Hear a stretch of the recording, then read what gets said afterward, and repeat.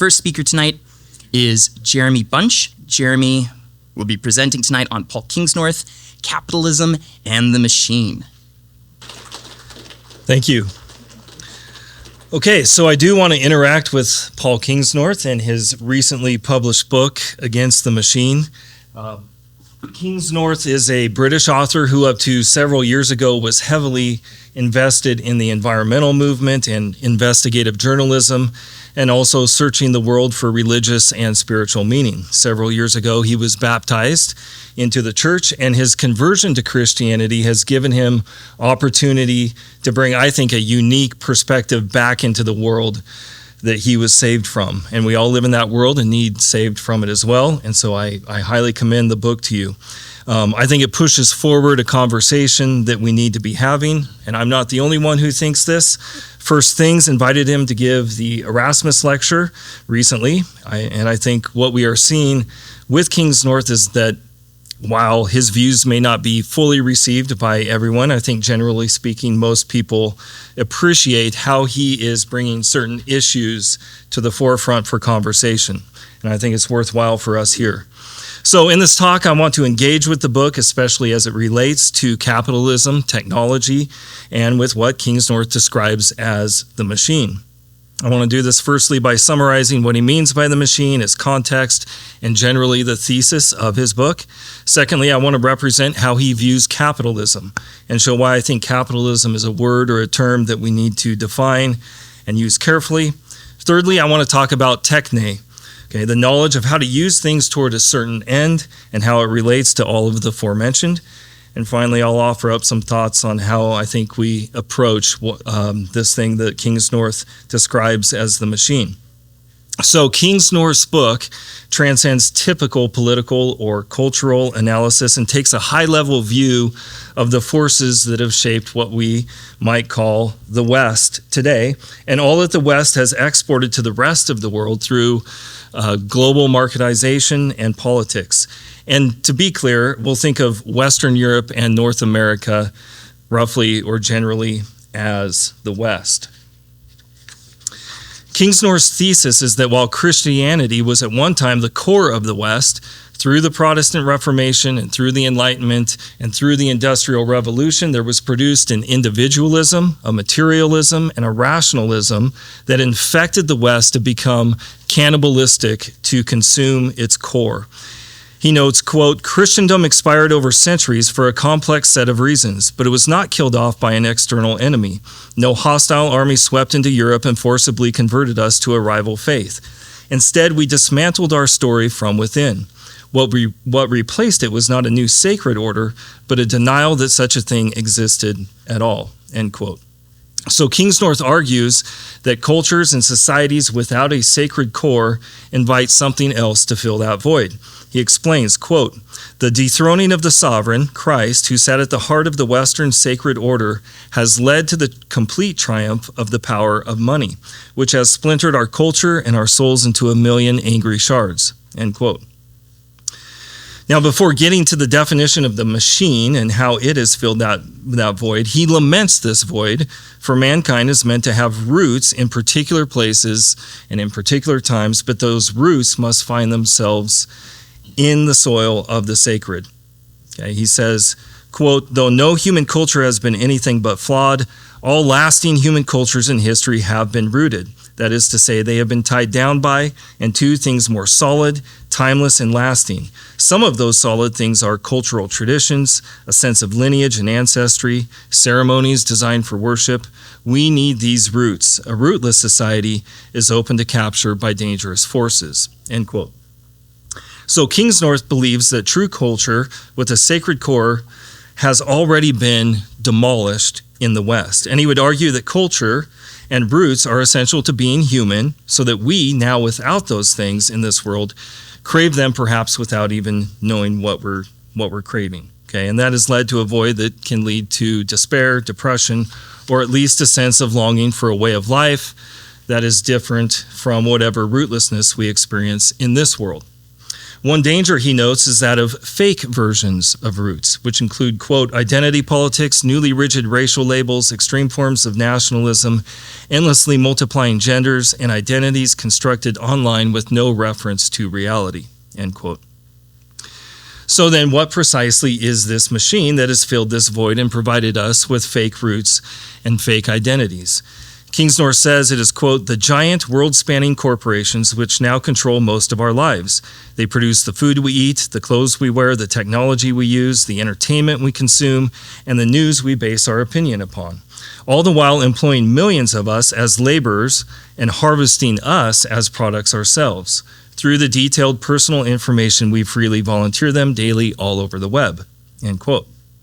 So for Kingsnorth, the machine is not simply the World Economic Forum or the United Nations or the Illuminati or some technocratic cabal, although it could include any and all of those things, but rather the machine is the manifestation of a zeitgeist, a spirit of the time. It is a spirit going back centuries now that, as before mentioned, pursues the power of money, and it does so through the advancement of technology whose telos and money-making power is realized through the pursuit of endless progress and efficiency.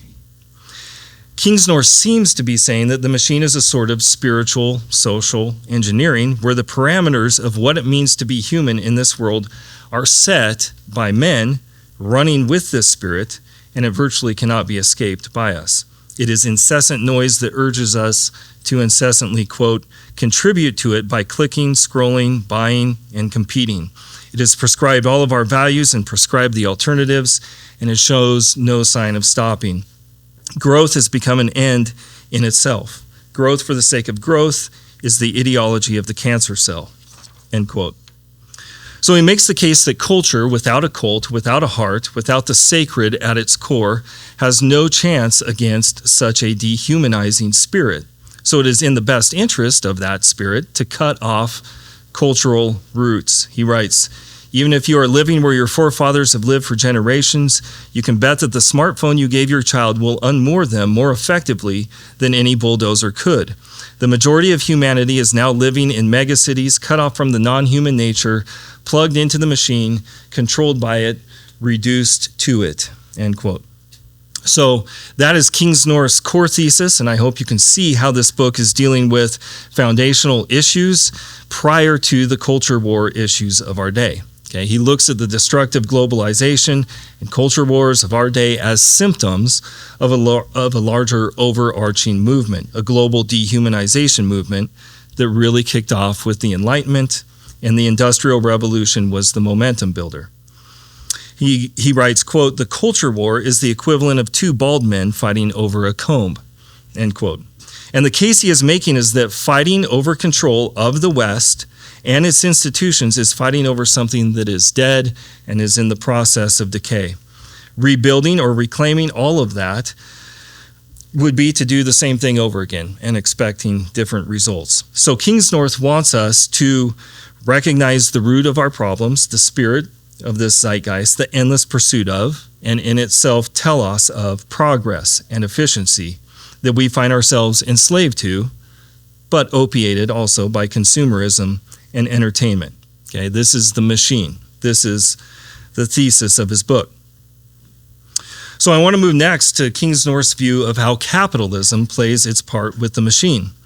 One of the things that we've sought to do here at the George Buchanan Forum is defend capitalism, but with that, we've also wanted to clearly define what capitalism is. We need to be unambiguous because important principles are at stake, principles that get at the heart of what it means to be human, because it's all about how humans interact with each other constantly. Very simply, we've defended the right of private property and voluntary exchange as things baked into the nature of the world that God created. Okay. By contrast, public property and involuntary exchange are proper to the state or other criminals. Throughout the book, Kingsnorth refers to capitalism often with an adjective, such as machine capitalism, global capitalism, consumer capitalism, 19th century capitalism, etc. And those adjectives, I think, reveal a lot about his approach. He indicts capitalism as basically part of the machine itself. For Kingsnorth, capitalism is by its nature marked by consumerism and modernism, where the economy is necessarily competitive and profit-seeking in every respect. It is where individualism is focused on consumption, efficiency, and productivity, and all of this is inherent in capitalism. For him, it is sort of part and parcel of the machine. He says, quote, "Want is the acid, capitalism is the battery, growth is the engine, greed is the forming energy that moves us to where we are inevitably headed," end quote. And Kingsnorth builds his case against capitalism with extensive quotes and backing from E.F. Schumacher, G.K. Chesterton, distributivists, Jacques Ellul, and John Maynard Keynes. It seems clear that Kingsnorth sees capitalism and its inherent values that he assigns it to be at odds with what he thinks are the values of a more humane cultural economy, of the collective, of communal stewardship, of distributivism, of mutual obligation to sustain the environment, tradition, religion, and of a deep-seated, intergenerational, and ethical fixation into all aspects of the economy. Again, what we've argued for here at the George Buchanan Forum is that capitalism describes realities about the nature of the world God created. It describes that property is naturally, and therefore rightly, privately held, not state-held. It describes the reality that humans by nature trade with one another voluntarily, not by various forms of coercion. So where there is state control of property, where there is coercion in economic trade, you find rebellion against nature. In other words, private property, voluntary trade are natural and good laws baked into creation by God, and through that lens, we can look at all economic activity and judge whether it is in line with nature or not. Now, Kingsnorth certainly wants freedom from the dehumanization of the machine. He wants humanity to live in the world the way human nature was created to do so. He writes, quote, "The crisis of the modern world is not a crisis of technology or politics or greenhouse gases. It is a spiritual war. What the machine represents is our ultimate rebellion against nature, against reality itself," end quote. What I am proposing that Kingsnorth is missing is this: that private property and voluntary exchange are natural, but the values that play themselves out within those realities, which we describe as capitalism, are proper to humans. For example, humans can enact socialism or communism, which directly work against nature, against capitalism, at the principle level. And humans can value technological advancement for the sake of efficiency and progress, also within the framework of capitalism. Okay, humans can advance all sorts of morally misguided values through capitalism. But by the same token, most, if not all of the values that Kingsnorth advocates for can also advance through the natural order of capitalism. Capitalism does not restrict humans to individualism, to profit-taking, to consumerism, to commodification of everything, etc. You could have private property and free markets and still maintain the values of communal life, altruism, charity, asceticism, tradition, and stability, conservation of common areas, and the environment. Kingsnorth's desired human values contra the machine need the foundation of this natural order in the first place. And I want to try to be clear here. I think both Jacques Ellul, who we'll spend more time on shortly, and Kingsnorth view capitalism as something that developed over time rather than natural truths that act as a bearing point by which we can interpret human action, the view that I would argue for. But I understand that neither one of them are big statists by any means. I think what they are critical of is the transformation of a more medieval economy of estate owners who were incentivized to maintain the health and wealth and morale of the people living on and working for or with the estate. Okay, they're lamenting the transformation of that to an economy that maximized profits with capital, both human capital and other property, and with the advancement of technology. But I believe Kingsnorth's case is more strongly made by saying that capitalism, to whatever extent capitalist principles are in place, is being used and abused by the machine. It's being used and abused by the spirit of the machine, enacted by people with machine values. Those values come from that conglomeration of powers, of powerful people over time, and they include all those big things: big food, big pharma, big tech, big state, Hollywood and the entertainment industry, etc. But the bottom line is this: capitalism is not equivalent to profit-taking at any expense or greed. It is not a modern construct or ideology. Rather, it describes the way the world was intended to work. How the principles of the right of private property and voluntary exchange are used and to what ends they are aimed at are driven by the values of people. Okay? This conglomeration of powers has its value, and that is progress. And that progress trickles down to the individual level and is this: to make everything more efficient. The vast majority of people's vocations and entrepreneurial efforts are to make things more efficient through technology of some sort. Okay, this is the spirit behind the machine. So I want to turn now to how technology plays into this discussion. Greek philosophers distinguished several forms of knowledge, one of which is techne, which refers to the knowledge of how to use, create, or transform things to be used for a certain goal. And for Kingsnorth, it is this kind of knowledge that the machine has wholly invested itself to fulfill that spirit of the age, that spirit of progress, an endless pursuit of efficiency. He frames it based on the writings of Jacques Ellul, 20th century Protestant French philosopher and theologian. It's clear that Ellul has a heavy influence on Kingsnorth, both in regard to views on capitalism and technology.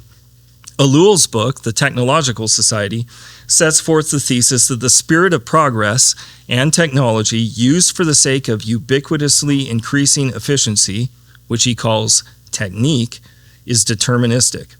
It's deterministic because the human will is held bondage by the spirit, and everything that makes up our way of life continuously gets funneled into that spirit. It's the air that we breathe. It's the context in which we live, move, and have our being.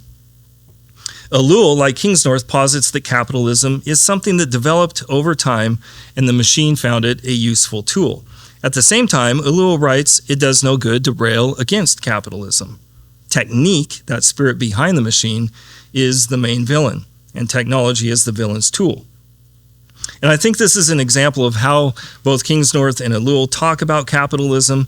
Sometimes it's part of the machine itself. Sometimes they speak more in line with how I believe we should view capitalism. And that's partly why I want to press for clarity and consistency on this. But so what is technology? It is simply the product of techne knowledge. Okay, there's no escaping technology in human life. Even from the very beginning, Adam and Eve were clothed by God. Clothing is technology.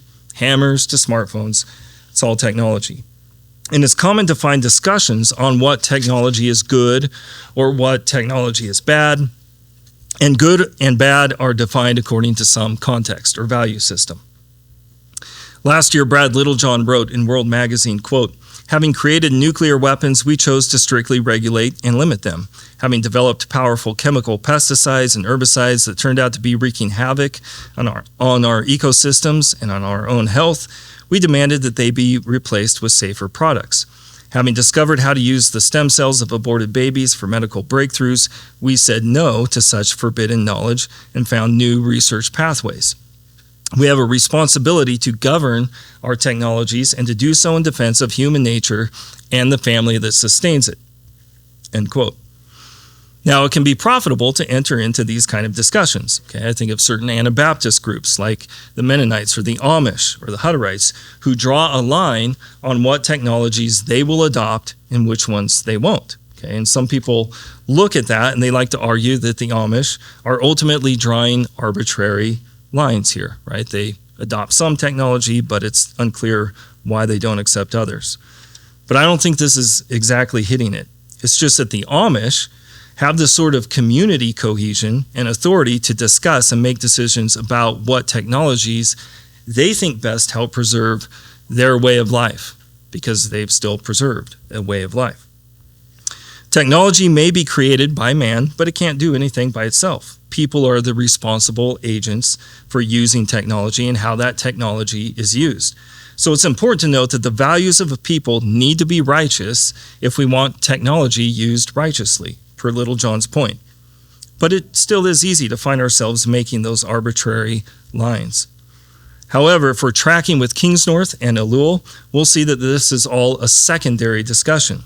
They're forcing us to deal with the root of things. They're forcing us to deal with the spirit of the age, with the technique, as Ellul puts it.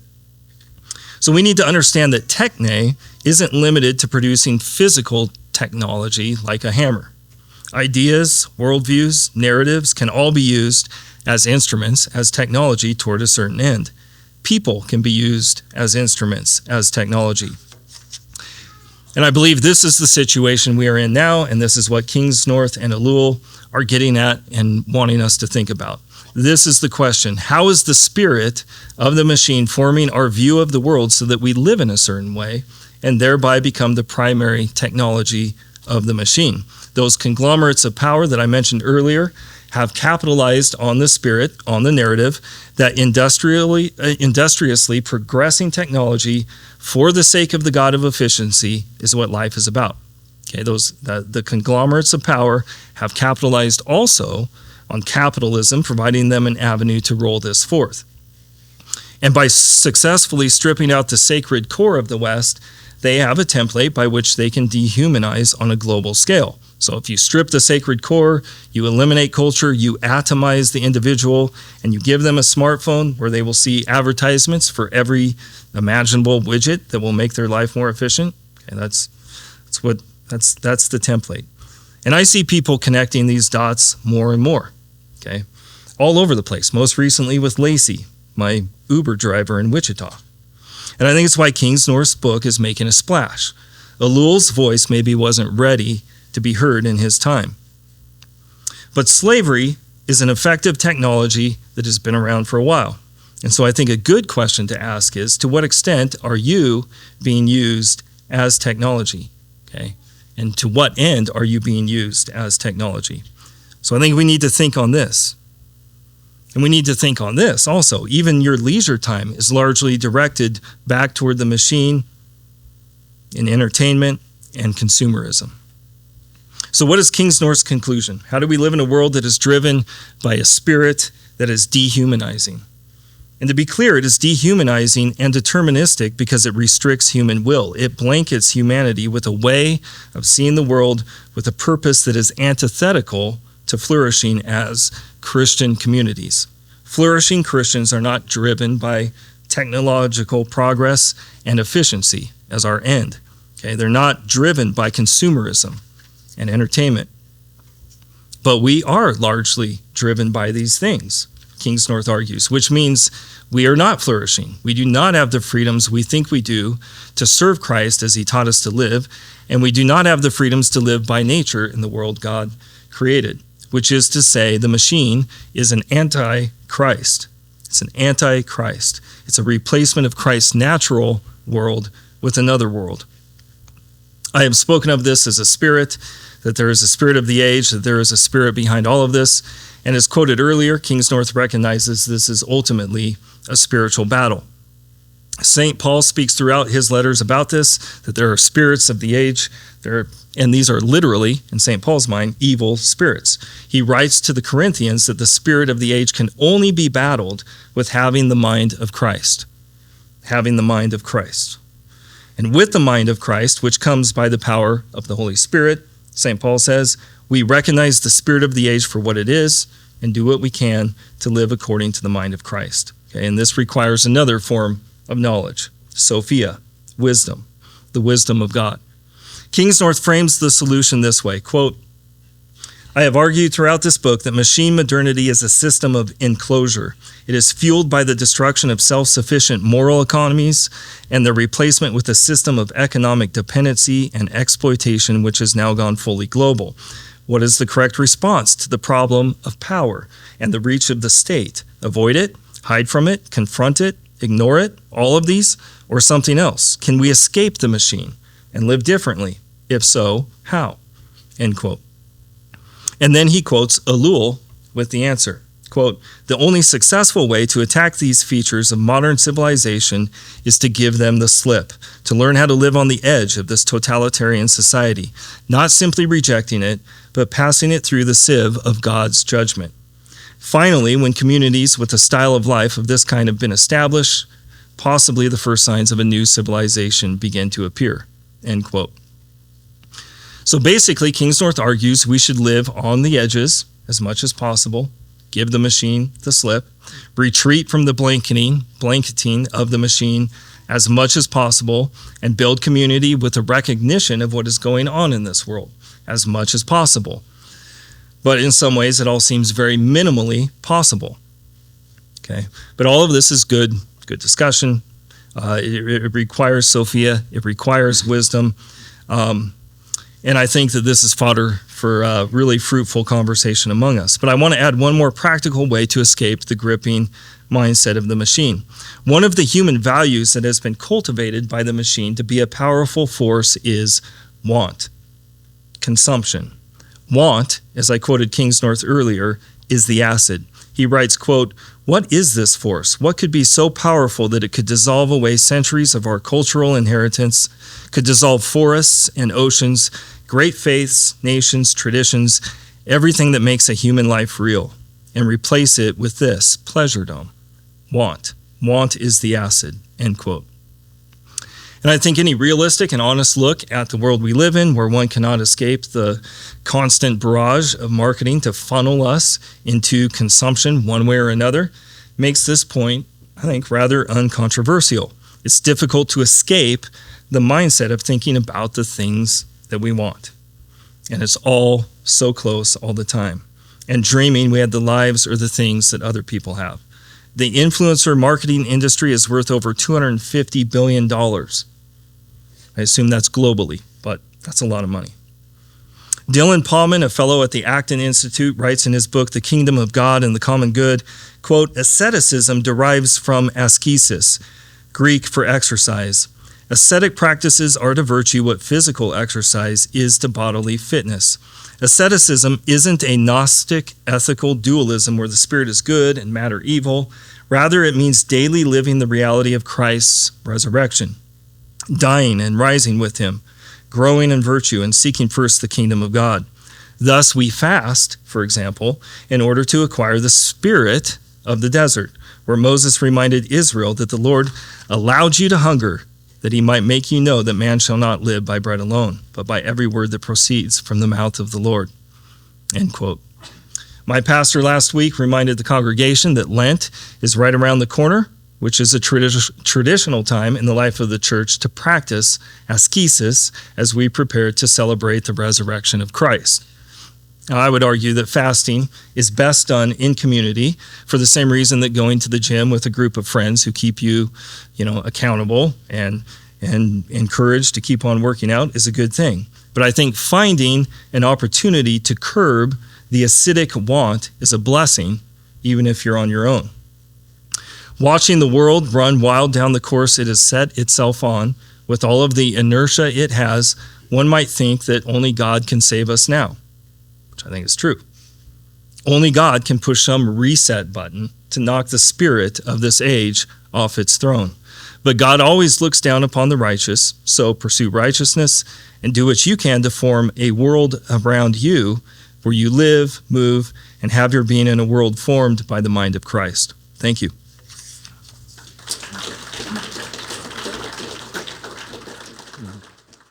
Thank you for listening to this presentation from the George Buchanan Forum Conference. We have many more that you can check out at our website at tgbf.org. You can also find us on YouTube or on your favorite podcasting platform. In true free market fashion, we're entirely crowdfunded by the generous support of people like you. If you'd like to help our work, you can set up one-time or recurring donations at tgbf.org. The best way for others to hear about us is from their friends. So please consider liking, subscribing, and sharing our material. We greatly appreciate it.